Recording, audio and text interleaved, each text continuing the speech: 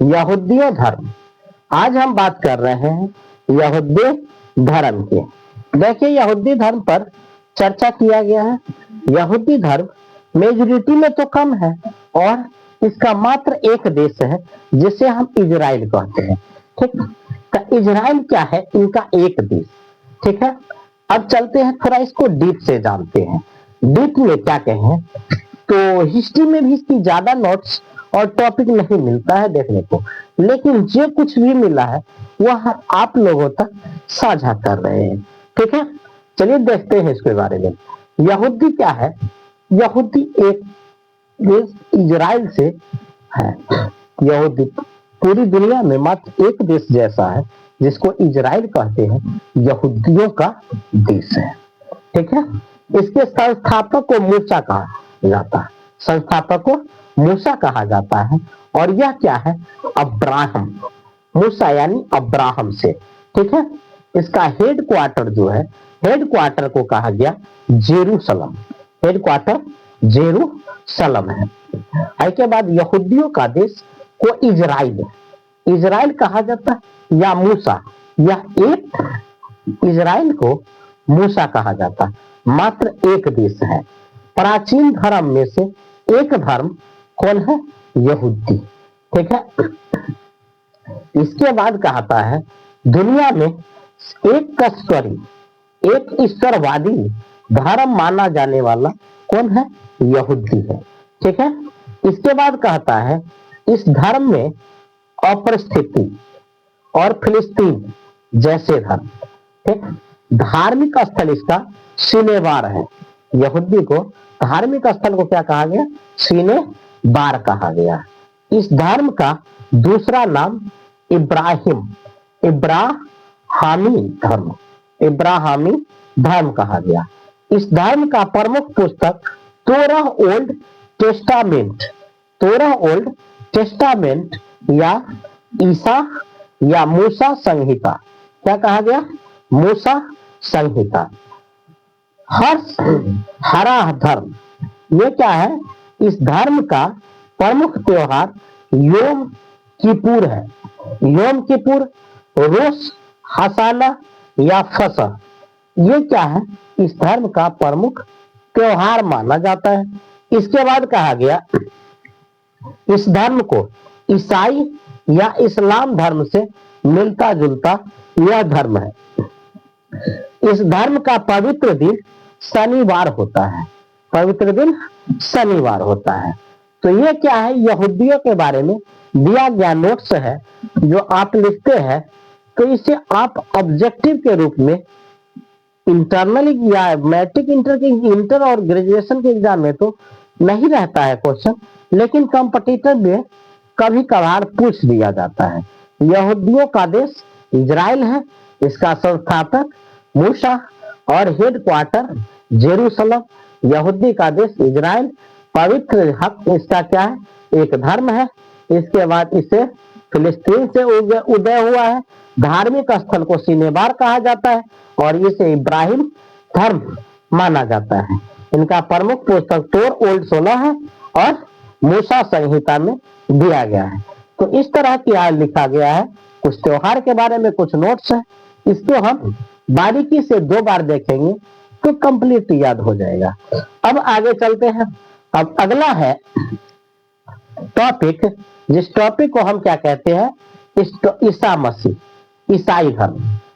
ईसाई धर्म दुनिया का सबसे ज्यादा आबादी वाला धर्म ईसाई धर्म है। इनके माता मेरी, माता का नाम मैरी, पिता का नाम जोसेफ। पिता का नाम क्या है? जोसेफ है। और इनका जो जन्म स्थान था वेथलेहम, जन्म स्थान वेथलेहम जेरूशलम में, वेथलेहम जेरूशलम में क्या हुआ? इनका जन्म हुआ था। चलिए, इसके बाद ईसा मसीह का मतलब होता है जीसम। क्या होता है? जीसम। प्रमुख ग्रंथ इनका क्या है? बाइबिल है। प्रमुख ग्रंथ क्या दिया गया है? बाइबिल दिया गया है। और यह प्रमुख ग्रंथ बाइबिल, यह धार्मिक ग्रंथ है और सबसे पहली पुस्तक छपाई होने वाला, जर्मनी द्वारा पुस्तक की छपाई हुई गई, कागज का आविष्कार पहला देश चाइना ने किया था और यह धर्म को पहला पुस्तक छापा गया बाइबिल को ही। ठीक, इसके बाद धार्मिक प्रजा स्थल, धार्मिक स्थल को क्या कहा जाता है? ईसाई धर्म में धार्मिक स्थल को चर्च कहा जाता है। इसके बाद जाति से, ईसाई मसीह जो जाति से थे वह क्या थे? बढ़ई, बढ़ई यानी कारपेंटर थे। ठीक है, ईसा मसीह, ईसा यानी मसीहा, मसीहा का तात्पर्य होता है परम पिता परमात्मा का पुत्र, यूस देवता, इसमें यूस देवता के पुत्र मसीहा कहा जाता है, जो परम पिता परमात्मा के पुत्र होते हैं। ठीक, इनका सर्वाधिक जनसंख्या वाला देश ईसाई धर्म का, और यह ईसाई धर्म है। इस धर्म में की उत्पत्ति फिलिस्तीन से हुआ। कहा? फिलिस्तीन से, जहां से ईसाई धर्म, पारसी धर्म यानी यहूदी धर्म हुआ, वहीं से ईसाई धर्म का भी उत्पत्ति हुआ है। अब इस धर्म का प्रमुख दिन जो होता है वह रविवार होता है। प्रमुख दिन रविवार होता है। ईसा मसीह विश्व का सबसे प्राचीन प्रचार प्रसार में से माना जाता है।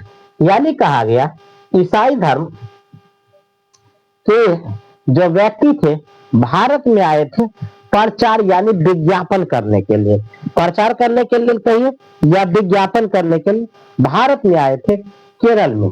और उस शख्स का नाम क्या था? Saint Thomas. क्या था नाम? Saint Thomas. इन्होंने भारत में आकर के प्रचार प्रसार किया था ईसाई धर्म के। इसके बाद कहा गया ईसाई धर्म के धार्मिक प्रमुख क्या है? इनके धार्मिक प्रमुख नेता जो होता है उसे क्या कहते हैं? पोप या पादरी।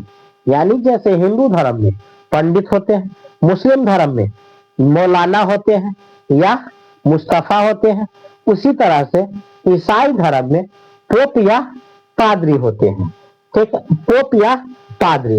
ईसाई पोप का निवास स्थल रोम यानी इटली था। कहा था?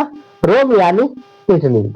ईसा मसीह द्वारा चुना गया व्यक्ति, जिसे 12 अनुयायियों के दो अनुयायी या देवदूत उसे कहा गया, अनुयायी या देवदूत कहा गया।